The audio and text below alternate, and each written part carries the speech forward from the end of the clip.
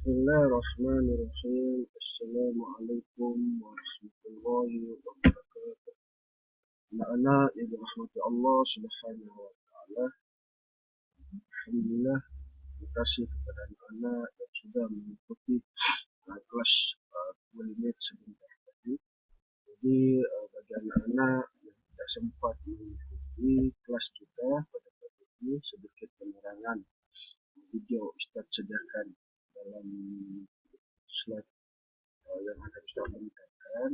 Jadi semoga ada manfaat kepada Ustaz, khususnya kepada anak-anak semua. Jadi untuk anak-anak sekalian yang tak sempat mengikuti kelas ini tadi, tadi kita masuk kepada tajuk pembelajaran yang baru, yaitu dalam pelajaran yang kedua yang bertajuk mengenal Allah. Jadi untuk tajuk ini anak-anak sekalian, itu Ustaz tak banyak nak terangkan sebab apa yang Ustaz sediakan dalam slide ini semua juga berpandukan dalam buku teks yang sudah dibekalkan kepada anak-anak semua. Jadi sebelum itu kita lihat dahulu apakah objektif pembelajaran kita pada tajuk ini. Berhubung tajuk mengenal Allah. Objektif yang pertama yaitu murid mengenal perkara pertama yang diperintahkan oleh Allah Subhanahu wa taala. Kepada siapa? Kepada manusia. Kepada kita lah sebagai hamba yang dicipta oleh Allah Subhanahu wa taala.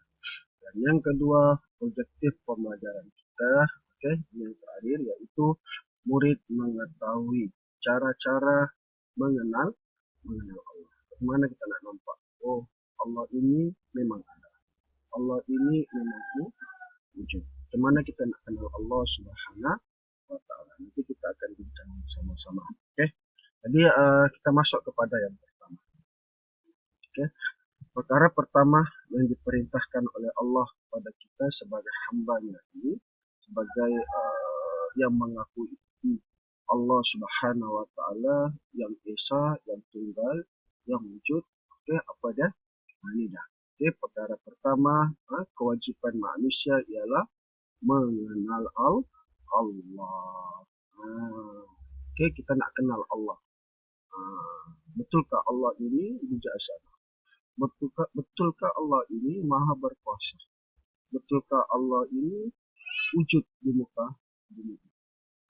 Jadi itu adalah perintah Allah yang pertama kepada kita. Bila kita kena kenal Allah dahulu. Kita nak kenal Allah dahulu. Itu yang pertama. Bila mana kita sudah mengenal Allah Subhanahu wa taala, barulah kita akan melaksanakan apa yang diperintahkan oleh Allah Subhanahu wa taala. Coba anak-anak boleh lihat muka surat 11 contoh yang telah diberikan dalam buku teks itu. Dalam yang nomor 3 contoh. Ustaz bacakan di sini. Contohnya, jika kita lihat rumah, kita tahu ada tukang yang membinanya. Demikian juga alam yang luas ini sudah tentu ada menjadikannya. Kita lah nampak diri kita sendiri. Kita tahu kita lahir di muka bumi ini bukannya terjadi dengan sendirinya, tetapi ada yang mencipta manusia, ada yang mencipta kita untuk hidup di muka bumi ini. Siapa dia? Yaitu Allah Subhanahu wa taala. Jadi kita ni sebagai hamba-Nya, sebagai yang diciptanya, maka kita kenal siapa Tuhan kita, siapa pencipta kita. Itu yang pertama yang Allah perintahkan kepada kita bila mana kita berada di muka bumi ini, bila kita dilahirkan di muka bumi ini, tahu sudah membezakan mana benda baik, mana benda buruk, maka yang pertama adalah kita kena mengenal Allah. Itu yang pertama. Yang seterusnya kita masuk objektif yang kedua tadi. Ini dah cara-cara mengenal Allah. Ini ada dalam buku teks. Ustaz cuma sudah ambilkan ringkasnya saja untuk Ustaz tayangkan dalam slide ini supaya anak-anak boleh faham apa yang Ustaz ajar. paham juga berhubung tentang tajuk yang kita bincangkan. Oke, cara-cara kita nak mengenal Allah. Oke, yang pertama, oke, yaitu Allah menyuruh kita memerhatikan sekalian makhluk yang dijadikan. Coba bayangkan anak-anak sekalian. Makhluk ini bukan manusia sahaja. Haiwan pun makhluk. Tumbuh-tumbuhan pun makhluk. Jin pun makhluk. Syurga pun makhluk. Semua itu adalah makhluk yang telah diciptakan oleh Allah Subhanahu wa Ta'ala. Semua alam semesta ini yang ada ini tidak terjadi dengan dirinya sendiri, tanpa adanya pencipta. Yaitu siapa? Allah Subhanahu wa Ta'ala. Nampak kan kehebatan Allah Subhanahu wa Ta'ala? So, itu kata Allah, macam mana kita nak kenal Allah? Kata Allah, kita perhatikan apa makhluk yang ada di muka bumi ini, siapa penciptanya? Kalau bukan Allah Subhanahu wa Ta'ala. Kalau kita nampak kapal terbang, kita tahu siapa cipta manusia. Ada nama-nama khusus dia. Mungkin contohnya kita bagi nama pencipta kereta, ada nama dia. Pencipta kapal terbang, ada yang pencipta dia. Begitu juga lah makhluk yang ada di muka bumi ini, semua itu adalah ciptaan Allah Subhanahu wa Ta'ala. Itu cara yang pertama kita nak kenal Allah. Oke, itu yang pertama. Bagaimana kita nak kenal Allah? Cara macam mana? Kita memerhatikan sekalian makhluk yang dijadikan di muka bumi Allah Subhanahu wa Ta'ala. Oke, yang kedua. Oke, sebagaimana kita nak mengenal Allah, yaitu Allah menyuruh kita memikirkan tentang kejadian alam. Tentang kejadian alam. Contoh kita ada belajar sains kan, adanya berlakunya gerhana matahari dan adanya gerhana bulan. Ada berlakunya siang dan malam, ada musim sejuk. Bagaimana malam adanya bintang, kalau siang kita tak nampak bintang. Allah nak nampak suruh kita fikirkan apa yang ada di alam ini. Bila kita fikir alam ini, maka apa yang ada di dalam di alam ini, kita fikir, oh, Allah yang mencipta. Tidak ada Tuhan lain yang boleh mencipta seperti itu. Tidak ada manusia yang boleh mencipta seperti itu kecuali Allah Subhanahu wa Ta'ala. Itu yang yang ketiga, cara kita nak mengenal Allah, yaitu Allah menyuruh kita memerhatikan kejadian matahari, bulan, dan pertukaran siang dan malam. Coba kita fikirkan bagaimana.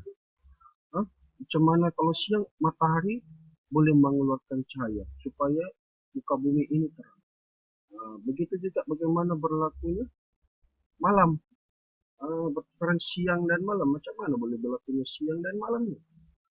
Adakah manusia yang menentukan siang dan malam? Bukan. Yang menentukan siang dan malam ini adalah Allah Subhanahu wa Ta'ala.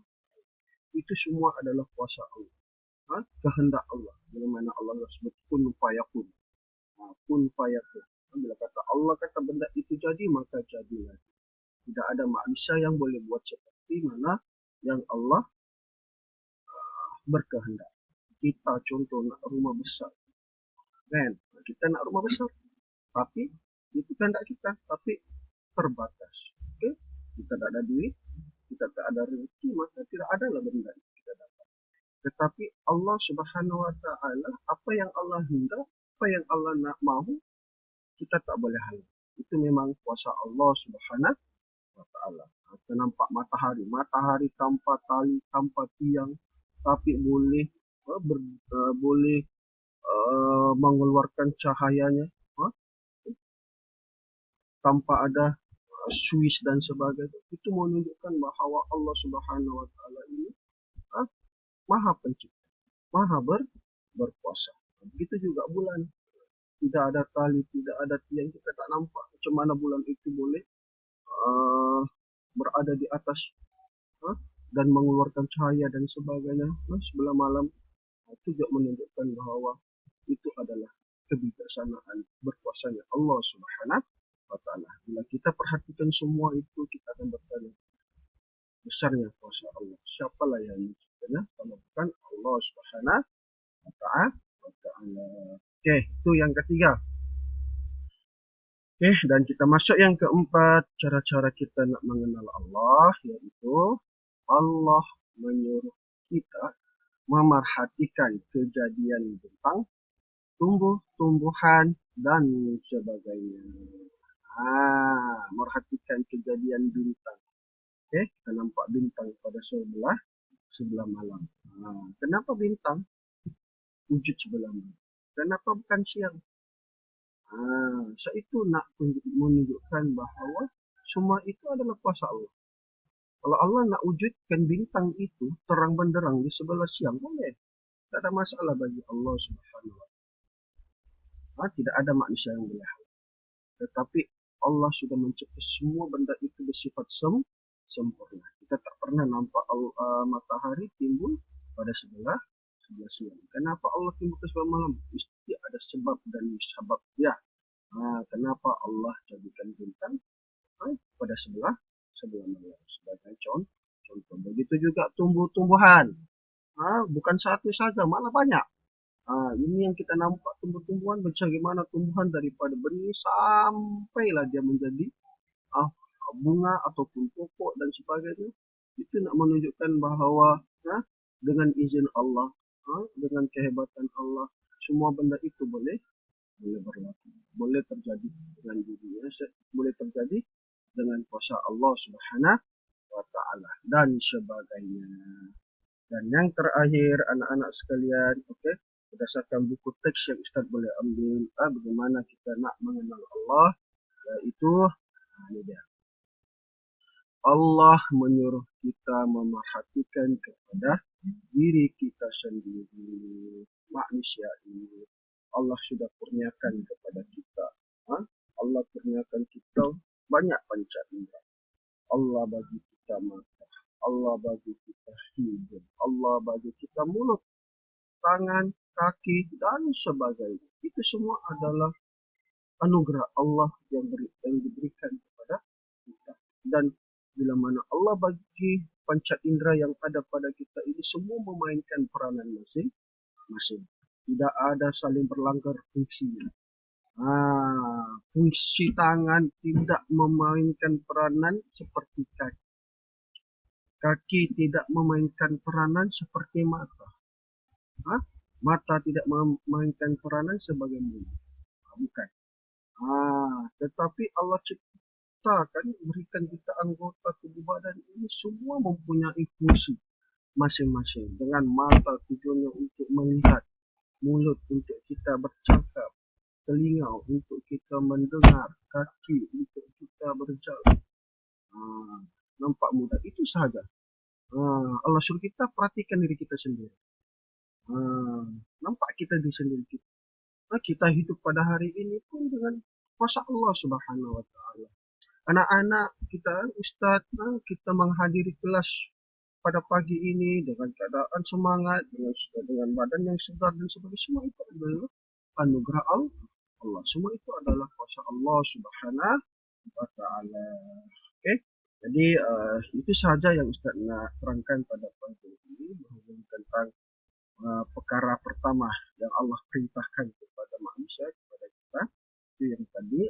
Yang kedua, bagaimana kita nak mengenal Allah Subhanahu wa Ta'ala. Itu sedikit ringkas berhubung tentang penerangan tajuk pembelajaran kita pada pagi ini. Tapi kalau anak-anak nak lebih faham, boleh rujuk juga dalam buku teks yang ada pada kamu itu dalam muka surat 10, muka surat 11 dan muka surat 12.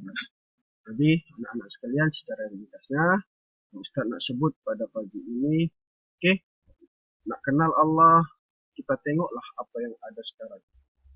Apa yang ada di sekeliling kita itu